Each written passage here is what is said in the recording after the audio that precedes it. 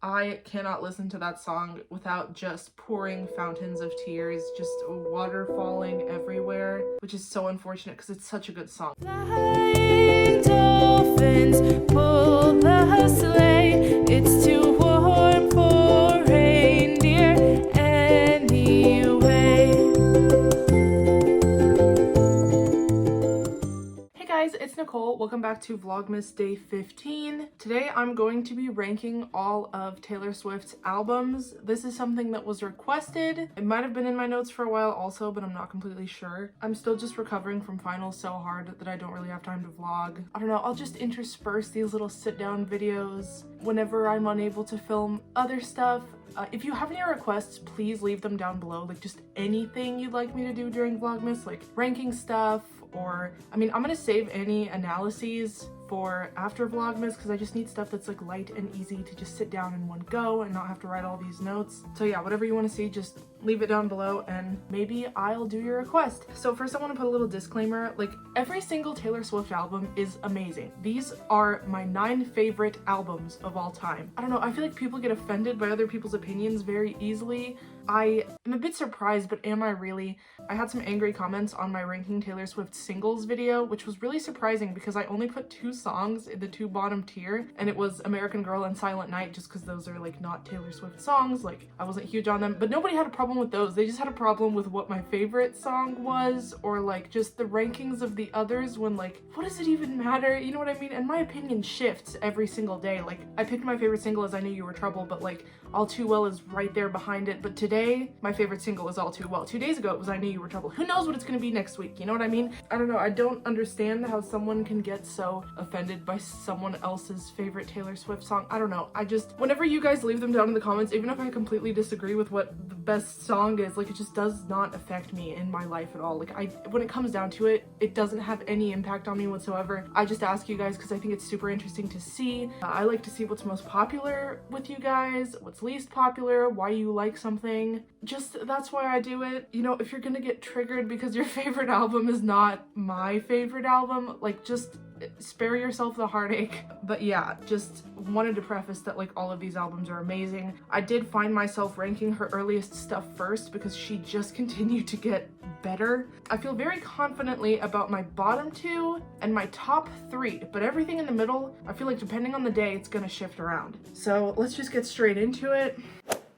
Okay, so my least favorite Taylor Swift album, but one that's not like hated by any means, is the debut album. I just think she just progressed even more so from there, you know what I mean? Like the debut Taylor Swift album is the first one I heard, and that's the one I fell in love with and became a fan from there, and then it just got like bigger and bigger. And then I thought I would put in the top 3 songs from each album. So for the debut self-titled Taylor Swift album, God, my mom's getting a colonoscopy and she still finds ways to bother me while doing it. I'm just gonna put in the 3 top songs. These also change depending on the day, if I'm being completely honest with you. So for Taylor Swift, number 1 is Our Song. This is the first Taylor Swift song that I ever heard. And the number 2 I picked Should Have Said No. This is the first song that I ever learned on guitar. And then 3rd is Picture to Burn. I love the angry, I don't know, those angry, twangy, early Taylor songs just hit different. And I honestly am kind of impressed that on her debut album, songs as iconic as Should Have Said No and Picture to Burn are on there. For some reason I thought they were on Fearless. Which brings me to number 8, I guess, on the list of the best Taylor Swift albums. They're all the best, so you get what I mean. So next is Fearless. The top 3 songs off of this one would be Fearless, The Way I Loved You, and Change. I actually played both The Way I Loved You and Change on the guitar. I think Fearless is just so iconic because it was like the Fearless tour, and I remember because in Oklahoma she was sold out like crazy when she would come here. Like she'd sell out within the first few seconds. Once she became not country, she wouldn't come here anymore, and I just God, I wish I would have been able to go to a tour. But anyways, so those are my top 3 off Fearless. The next 4 albums that I ranked, I am unsure about. Because first I started with Fearless at number 3, and then I put it up to the top, right below the 3rd best one. But then I put it back down again. I put it at the top because it's like self-written entirely, which is insane. And especially she was like 19, which is just even more insane. but I do think she got better as she went even more. Like, I don't know, I think her metaphors, because I started comparing Speak Now to 1989, and I was like, but this writing is still like more like poetic. Like, I don't know, I think her metaphors just got a whole lot stronger as she went on. And the top 3 songs from that one are Sparks Fly, even though that song is crazy old, like it was an unreleased single for forever, and fans wanted it on the Speak Now album, so she put it on there. But I don't know, God, just the dynamics and the live version, oh my God. I wish I could have gone to the Speak Now tour. Next is Haunted. This is insane. Haunted is incredible. I think she also did some producing on this album. Oh my God, the dynamics of Haunted. I also played this one on the guitar and performed it at a recital when I was like 11 years old, maybe. God, Speak Now was it hit different. 2010, ugh. And then third, I picked The Story of Us. Last Kiss also should be on there though. I don't know. Last Kiss is so freaking good. And the way she would sing it with her guitar spinning around on that thing, it might have been like a tree in the center, and then she sat on the side of it and the whole thing spun around as she played Last Kiss in the like purple dress, I'm pretty sure is how it went. So freaking good. Amazing album. It's just ridiculous to me that it's in the bottom 3, but I'm so obsessed with it. You know what I mean? Like, just the fact that she just keeps getting better every single time.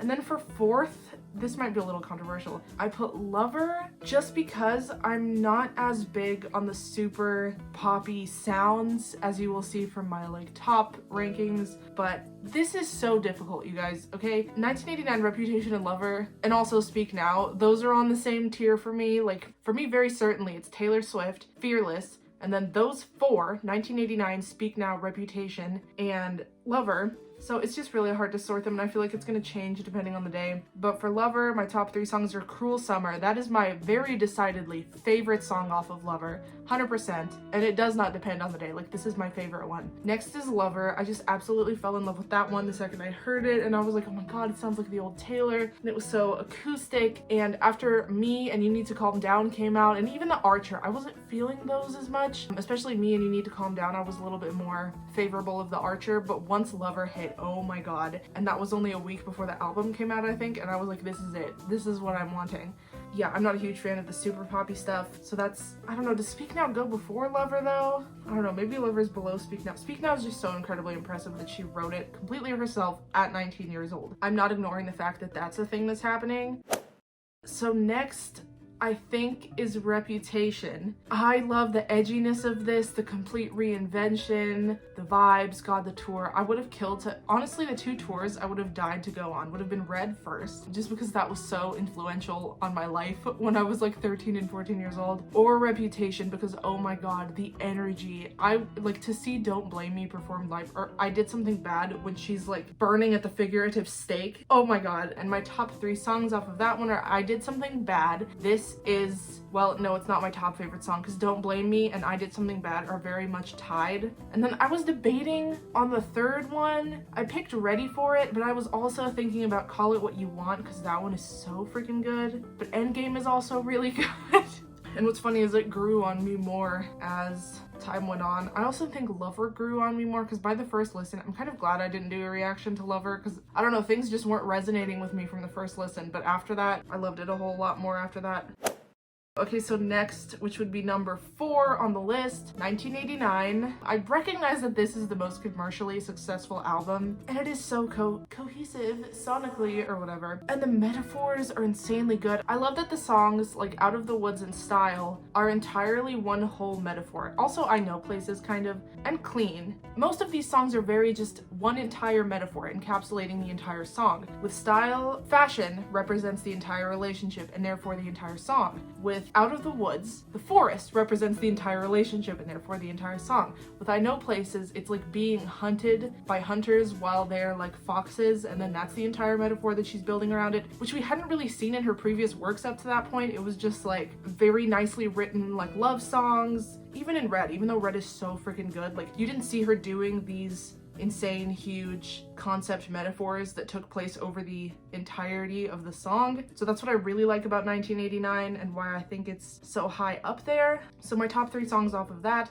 are Style, Blank Space, because the satire of that, at first I didn't understand the song. I think I was only 15 when it came out and I didn't really understand what she was going for, but oh my God, just the punch she was throwing at the media, it's genius. I think it's overplayed by this point, and I don't know, I don't just sit there and listen to it anymore, which makes me sad because it's so genius. But yeah, lyrical masterpiece. And then third, I think, is Clean. I almost put Out of the Woods, but I initially didn't really like Out of the Woods. I'm still not a huge fan of the super repetitive chorus. I think Clean has a stronger chorus for me. I really like the live performance of Out of the Woods, but I also really like the live performance of Clean, where she does that speech, and it's just so pretty and nice. So yeah, I think Clean falls in number 3 for me. And the fact that she compares the entire relationship to like addiction and becoming clean, I just think that's amazing how she's able to take that whole idea and run with it through the entirety of the song.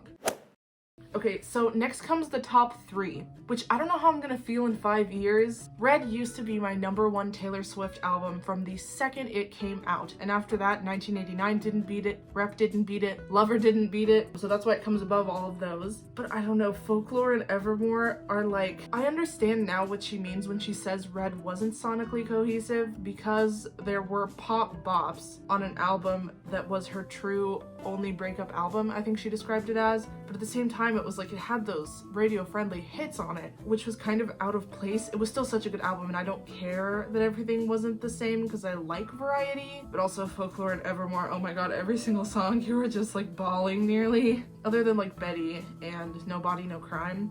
God, I'm getting terribly sidetracked. Yeah, with Red, my top 3 songs, All Too Well is #1, of course. I think that's my favorite Taylor Swift song as of today. It usually is all the time, but I don't know, I love I Knew You Were Trouble. I know that's so controversial and everybody wants to get like mad at me, but I don't know, I just like it. You can like what you want, I'm gonna like what I want. I think we universally, most of us do agree, All Too Well though. Oh my god. So next would be I Knew You Were Trouble. I feel very confident that this will fall in the top 3, no matter what, just because she was taking such a risk, and like we had never heard anything like that before from her up to that point. And when Red initially came out for the first few months, I don't know, All Too Well didn't hit me. I think it became iconic over time for me, but I Knew You Were Trouble was my favorite one for sure, way back in the day when I was 13 years old. Also, my mom said it was her favorite one as well. I loved all the performances she did of it, where she came out in that like white dress at the AMAs, I think it was. Her dancers like ripped the white dress off of her, and there was that red and black one underneath, and it was just so good. And the vocals and the dynamics, like musically, it's amazing. I don't think lyrically it's her best. I still do love the concept and the melodies. It's a really, really good pop song, and it was so different from anything she's ever done. I commend her so much for taking that risk, and I think it just, I don't know, I Knew You Were Trouble was the springboard for like everything we see now. So that's why I give it so much credit. So yeah, All Too Well, I Knew You Were Trouble, and then I think it's Starlight. I was debating between Starlight and The Lucky One. Those are both such good songs, but I think it's Starlight.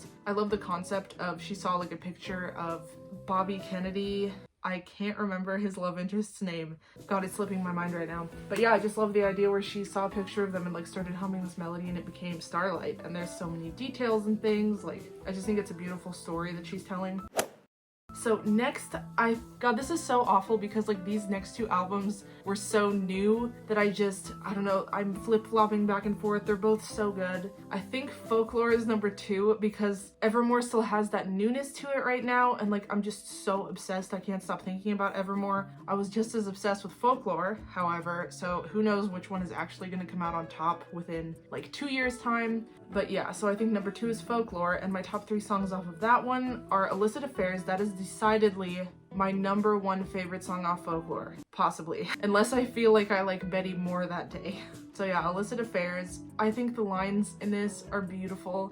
The structure of it kind of reminds me of All Too Well, like the musicality. I don't know, I just love the details and the sympathetic view of a situation she used to write about in such an unflattering light, and from a very decisive perspective. This one feels just more gray when she used to be super black and white. On the topic of affairs, it's just like, God, the maturity in this album. And I think that's why it beats Red. It's just like Red on steroids. So Illicit Affairs, Betty is #2. God, that one, it reminds me so much of old Taylor, like that key change that happens after the bridge. That just feels so classic. The writing is incredible, the melodies, all of it, so freaking good. And #3, I think, is Cardigan. I love the syncopation of that song, and the lyrics. It's just so good, and the fact that she made merch of a cardigan, I'm obsessed with that. I now wish so badly that there was an All Too Well scarf that she put out. I would have bought that so fast. I love the idea of not just Taylor Swift merch, but the merch she sings about. That makes me want to pull my wallet out faster than an ice cream truck. Okay, so my top number 1 Taylor Swift album, I think, is Evermore. This writing is insane. No, I can't say exactly what makes me prefer it to all the others. The poetic devices that she uses. I'm going to make an entire video about this, like what I'm talking about specifically. I don't want to give it away right now, but the things you find in these lyrics are very much like the things you find in an actual poetry book. All her songs before, she's a great lyricist, but you can tell that the words are meant to be in a song. However, with Folklore and especially Evermore, I could see these being written down just as poems with nothing to accompany them, like just the words on the paper, and I would buy it and I would read it and I would obsess over it. From the other albums, they definitely sound like song lyrics, but these sound like poems, and I will elaborate on that later. But I was seeing the same poetic devices being used in Folklore, but on Evermore, it's to a whole new level. But yeah, I'm going to be talking about that hopefully this week. I need to write notes for that video. But onto my top 3 songs off of Evermore. This is so difficult because I'm obsessing over each one every single day. It's whichever one is playing in my dreams that night. So in my reaction, I said my top 3 were 'Tis the Damn Season, No Body, No Crime, and Marjorie. But now I think Champagne Problems has kicked 'Tis the Damn Season off the list. I also really love Ivy and Coney Island. I was sleeping on those at first because I didn't like fully understand them. Ivy is so beautiful musically. It reminds me of the band Joseph. So yeah, I think number 1 is Champagne Problems. Gold Rush is also really good. I was considering putting Gold Rush on here. No Body, No Crime. That one's insane. I just love the writing of that and the twists, and I don't know, I like her new approach to country music of just doing really interesting, smart lyrics. Like, she's only gotten better since the last time she was doing country music. Like, this time it's just, she keeps getting better, like I said. And third for me is Marjorie. I cannot listen to that song without just pouring fountains of tears, just water falling everywhere, which is so unfortunate because it's such a good song. I love the beat of it. It's so optimistic, but God, it just makes me cry so hard. So yeah, that is my ranking of all of the Taylor Swift albums. Possibly, I don't know, this was the ranking that I decided on today. As I said, I feel very confident about the bottom 2 and the top 3. Everything in the middle, who freaking knows? It's probably going to be different tomorrow. I am totally open to hearing your guys' opinions, and I'd like to. As I said, I'd love to see if things are similar to mine or different. But yeah, hopefully this didn't make you mad. If it did, I don't know what to tell you. Maybe don't watch YouTube videos ranking Taylor Swift stuff. All of these are amazing albums and I'm not going to get mad at you. I want the comments to be a place of just like positivity and sharing our opinions. It's literally just Taylor Swift songs. Like, there's no need to get mad at each other. So just keep that in mind. This is supposed to be a fun time. It's nothing controversial. I'm literally sitting in my bedroom making Taylor Swift videos. Stay positive and stay nice to people in the comments, and I will be replying to all of them, and I'm excited to see what you guys think. So yeah, I will see you guys tomorrow for something. Don't forget to leave me a request for videos you want to see. I found a few other tier lists that I can do that aren't going to take too long. If you have any ones you want me to do, please link them down below, and I will see you tomorrow for another Vlogmas video, and I hope you guys have an amazing day. Bye guys. I know that we